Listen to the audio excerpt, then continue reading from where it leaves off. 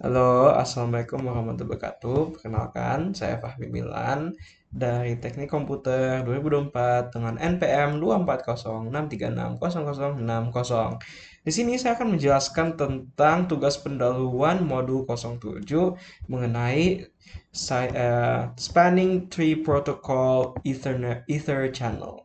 Oke, mari kita mulai dari pertanyaan pertama. Apa yang dimaksud dengan redundancy? Jadi basically redundancy itu uh, kalau misalnya apa ya secara singkatnya ya, kalau misalnya kita punya banyak hal gitu, terus kita pengen menghapus salah satunya. Ketika kita menghapus salah satunya itu nggak ada efeknya terhadap sistem secara keseluruhan gitu. Maka itu membuatnya redundant. Karena kita kayak mempunyai banyak hal, banyak dari satu hal yang sama. Tapi kalau misalnya kita hapus beberapanya, kita nggak ganggu sistemnya. Nah, ini sangat berguna kalau misalnya kita mau membuat uh, apa ya network yang uh, aman lah kalau misalnya ada masalah-masalah gitu. Karena kalau misalnya ada satu let's say link satu data path yang hancur atau tidak bekerja, ya udah kita bisa switch ke path-path yang lain gitu. Makanya kita itu kadang butuh redundancy untuk menghindari hal tersebut gitu, menghindari kegagalan dalam sistem. Oke, nah next. What is the next question? Apa yang dimaksud dengan spanning tree protocol dan jenis-jenis port rules dalam spanning tree protocol? Oke, basically spanning tree protocol itu biasanya kita menggunakan untuk apa ya menghindari loop lah, menghindari loop dengan menggunakan path-path yang redundant gitu. Jadi kan mungkin ada banyak apa ya di path sama di link kayak gitu. Kalau misalnya banyak switch yang atau switch dan node-node yang udah terkonek gitu, kadang ada suatu masalah kayak adanya loop lah gitu. Nah, di sini kita menggunakan spanning tree untuk uh, menghindari situasi di mana adanya loop lah. Nah, ini ada jenis-jenis port roles di dalam spanning tree. Ini yang pertama, root port. Itu basically the most efficient way to get from one switch to the other switch lah gitu. Dan ini adalah jalur terbaik menuju ya root bridge yang biasanya dengan cost terendah. Ini bisa paling cepat dan lain-lain. Terus ada designated port. Ini yang bertanggung jawab untuk memforward traffic ke network segment yang spesifik lah gitu. Jadi ini yang kayak nge-forward forward trafficnya dan membantu trafficnya gitu. Tapi ini bukan the best path lah gitu. Terus ada yang satu lagi namanya blocking port.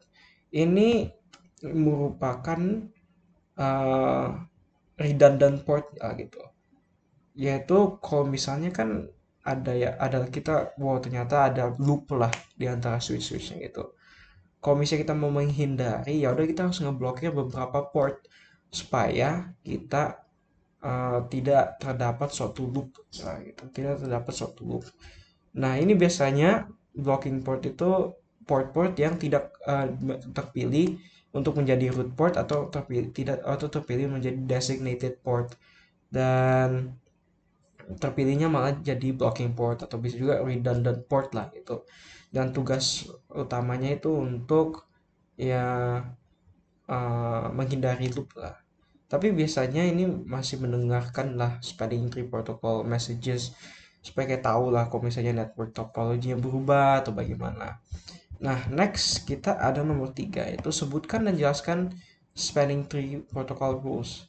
Nah, ini ada beberapa ya. Sebenarnya bukan peraturan-peraturan, tapi lebih ke bagaimana cara mainnya lah itu, bagaimana bekerjanya. Nah, ini mereka bekerjanya itu dengan mengadakan kayak berbagai election atau pemilihan siapa nih yang menjadi root bridge, siapa nih yang jadi root port, siapa yang jadi designated port, dan siapa yang kalau misalnya nggak kepilih sama sekali itu menjadi blocking port. Nah, ya ini election process kan untuk membangun suatu path yang tidak memiliki loop. Nah, proses ini terjadi setiap ada switch yang ada ditambah atau ada yang berubah. Nah, pertama ini ada root bridge election. Nah, ini di mana ya kita melakukan election terus kita membandingkan yang namanya bridge ID. Terus switch dengan bridge ID yang terendah itu yang akan menjadi root bridge. Terus ada root port election. Di sini dilakukan ya setiap non-root yang bukan root bridge dengan non-root switch ini mengecek semua path yang available ke rootnya lah gitu. Jadi kayak kita ada root bridge, kita ada root, terus port-port dengan cost path terendah akan menjadi root port tersebut itu. Next ada designated port election. Di sini untuk setiap network link itu ada ya dua switch akan di-compare ya. Dan kita akan menentukan yang mana lebih baik menuju root bridge tersebut. Nah, di sini biasanya port di switch ini port switch yang memiliki lowest root path cost akan menjadi designated port untuk link tersebut. Nah, lalu yang kalah electionnya itu akan menjadi blocking port. Oke, next kita akan langsungkan lompat. Jelaskan fungsi dari BPDU guard. Oke, jadi fungsi utama dari BPDU guard itu ya menjaga integritas dari spanning tree topology. Jadi kan kita udah tentuin nih semua root bridge, root port, designated port, blocking port yang mana. Kita harus menjaga nih integritasnya. Ini biasanya dengan melakukan yang namanya blocking port ya gitu. Dan ini dimana peran blocking port itu apa ya? Di sini ya dengan melakukan blocking port yang secara tidak sengaja mendapatkan BPDU packets. Ya, jadi kan ada blocking port itu sebenarnya nggak boleh mendapatkan BPDU packets. Nah, ini karena BPDU ini merupakan suatu message yang switch itu gunakan untuk kayak berkomunikasi lah gitu. Dan tujuannya blocking port kan itu untuk menghindari terjadinya loop kan. Jadi kalau misalnya blocking port mendapatkan message atau apa, ya berarti ada data yang melalui path tersebut gitu. Nah, makanya kita menggunakan BPDU guard ini untuk mendeteksi lah kalau misalnya, oh ternyata ini akan menjadi loop lah gitu. Nah, yang kedua yang kita harus perhatiin itu ada access port. Ini merupakan switch port yang dikonfigurasi untuk connect ke end user device. Jadi ya ini sangat penting kalau misalnya ya connect ke end user device sih. Dengan ini, access port itu tidak boleh menerima BPDU. Dan kalau misalnya menerima BPDU guard, ini akan melakukan beberapa hal. Nah, uh, jadi jika user secara sengaja atau tidak sengaja ya ngeplug ke wall jack yang dijaga BPDU guard, switch itu akan mulai mengirim BPDU. Dan ketika port yang sudah dijaga BPDU guard itu udah menerima, ya maka ya udah sebenarnya gampang sih, feature itu akan langsung di shutdown portnya, terus berubah menjadi disable state. Nah, hal ini sangat penting sih untuk kayak menghindari yang namanya kayak root bridge hijacking dan lain-lain gitu. Next, kita lanjut ke nomor 5. Jelaskan apa itu Ether Channel. Jelaskan scenario di mana Ether Channel tidak disarankan untuk digunakan. Dan sebaliknya, kapan Ether Channel sangat penting untuk diimplementasikan. Oke. Nah, pertama kita harus tahu dulu apa itu Ether Channel. Ini merupakan suatu cara ya untuk nge-grouping banyak link Ethernet menjadi satu link yang memiliki bandwidth yang tinggi. Ini kayak misalnya lu ngumpulin banyak teman lu yang memiliki IQ yang sama ya gitu. Nah, kalau misalnya kita kumpulin ya oke, mereka bakal pintar banget lah gitu. Tapi yang sebenarnya lebih bagus ya kalau misalnya kita kumpulin banyak teman itu, kalau misalnya kita kasih banyak tugas yang kayak 6 praktikum, 6 TP setiap minggu, 6 case study setiap minggu, terus ada 6 tugas tambahan atau post test setiap minggu. Ya kalau misalnya cuma satu link doang, ya itu lama satu orang mengerjakannya, bandwidthnya akan rendah. Tapi kalau misalnya kita grouping teman-teman kita untuk mengerjakan semua tugas tersebut, ya ya bakal cepat gitu, bakal membagi-bagi tugas dan lain-lain. Nah, ini apa bagusnya Ethernet channel? Itu untuk memiliki bandwidth yang lebih tinggi.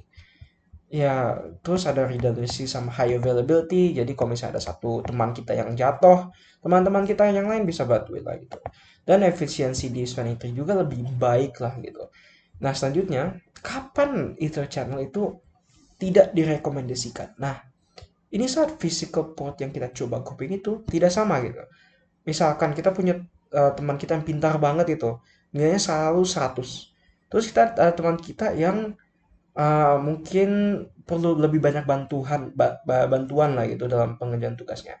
Pasti speednya mereka dalam mengerjakan tugas pasti beda-beda kan. Dan kalau misalnya setiap tugas kita ada deadline atau bagaimana, ya secara pasti ada satu teman kita yang pintar banget itu cepat selesainya. Tapi teman yang kita butuh bantuan ya, kalau misalnya gak ada bantuan ya lama lah gitu. Dan kalau misalnya kan ya tugas itu harus disubmit sesuai deadline kan. Sama data path juga harus dikirimkan yang gak ada delay dan gak ada perbedaan speed gitu. Maka itu kenapa kita kalau misalnya ada physical port ya gitu, itu mereka harus ada kecepatan yang sama. Terus mode duplexnya juga yang sama. Nggak mungkin ya ada yang half duplex gitu. Kayak ada satu link yang half duplex, ada yang full duplex, itu nggak matching banget karena beda kemampuan. Dan juga blend yang sama. Nah, yang sidang kedua itu saat kita mengconnect ke end devices. Biasanya device yang kayak tidak nge-support link aggregation. Nah, link aggregation sebenarnya ini akan dijelaskan di selanjutnya sih. Nah, ini juga termasuk PC, printers, iPhone, sama unmanaged switches. Nah, selanjutnya ada beberapa saat Ether channel itu sangat penting lah. Ya, sangat penting. Nah, ketika kita butuh switch to switch trunks, ini links yang di antara main networks, uh, ya ini antara main network switch yang membawa banyak traffic dari ratusan user gitu. Kan kalau misalnya ratusan user pasti bandwidthnya yang kita perlukan sangat tinggi kan. Jadi ini ya crucial banget sih kalau misalnya kita harus pakai Ether channel. Ya, terus ada juga host server connection yang traffic yang tinggi. Ini ada beberapa contohnya seperti hypervisor, terus ada network attached storage, dan juga database server. Oke. Next, kita akan masuk ke jelaskan apa yang dimaksud dengan PAGP dan LACP. Sebutkan dan jelaskan mode-mode yang ada yang digunakan di dalamnya, serta jelaskan cara kerjanya. Oke, PAP sama LACP ini ya negotiate protocols.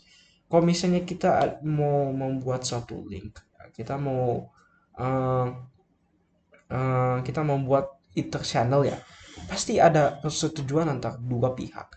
Nah, ini siapa ya? Ini siapa ya yang membuat negosiasi tersebut? Jadi kita bayangin aja PAAP sama LACP itu seorang diplomat lah gitu. Kalau misalnya kita membuat Ether channel ya, dua diplomat tersebut harus bernegosiasi nih. Cara bentuknya itu bagaimana? Kita harus mendapatkan middle groundnya. Kita harus membandingkan kecepatan kita, terus kita membandingkan apakah kita duplexnya itu bagaimana, terus apakah kita berada di bulan yang sama. Nah, itu semuanya ditentukan, dinegosiasi sama dua hal ini. Cuma mungkin gue langsung apa ya, bedakannya dulu ya.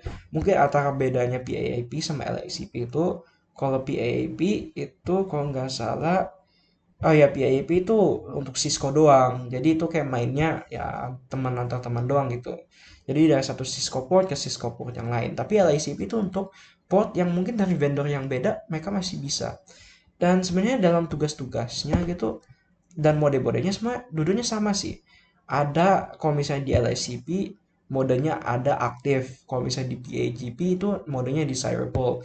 Dan dua-duanya dua mode tersebut aktif sama desirable itu sama. Mereka aktif mengirim paket-paket mereka ke neighbor yang mungkin pengen lah untuk bernegosiasi itu dan mau membentuk Ether channel yang antara dua-duanya. Nah, the other mode itu passive mode kalau misalnya di LSCP dan auto mode kalau misalnya di PAGP, yaitu mode yang dimana kita pasif gitu. Mereka cuma mendengarkan kalau misalnya ada paket-paket yang datang ke mereka gitu. Terus ya udah mereka negosiasi dan membentuk suatu Ether channel.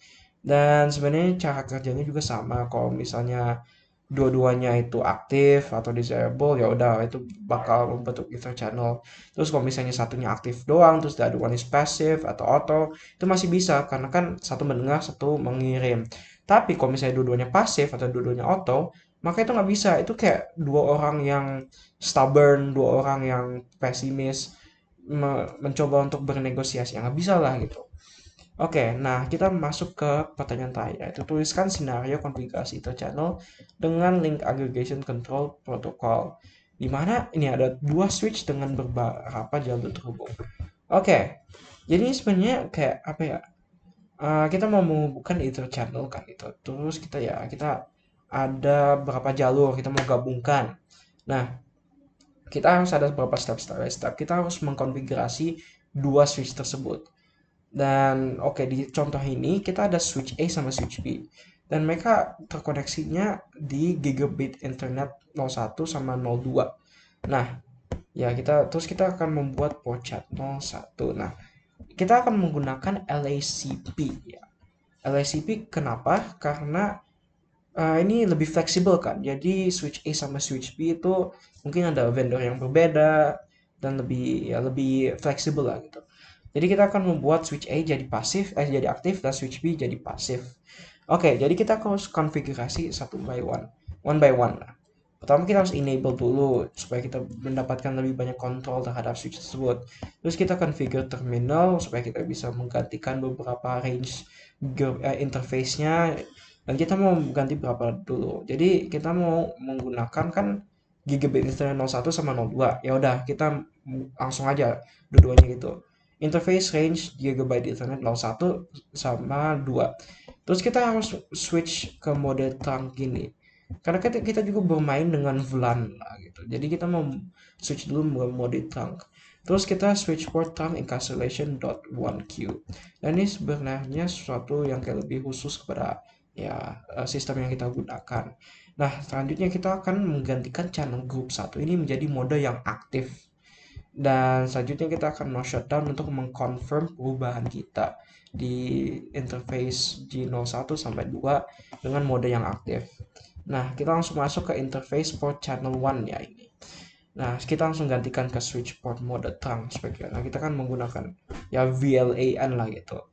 Nah, dengan switch port trunk kita langsung membolehkan VLAN 10, 20 sampai 30. Nah, kan karena kita kan akan main juga di VLAN 10, 20, 30. Jadi oke. Nah, habis itu kita end, terus kita write memory.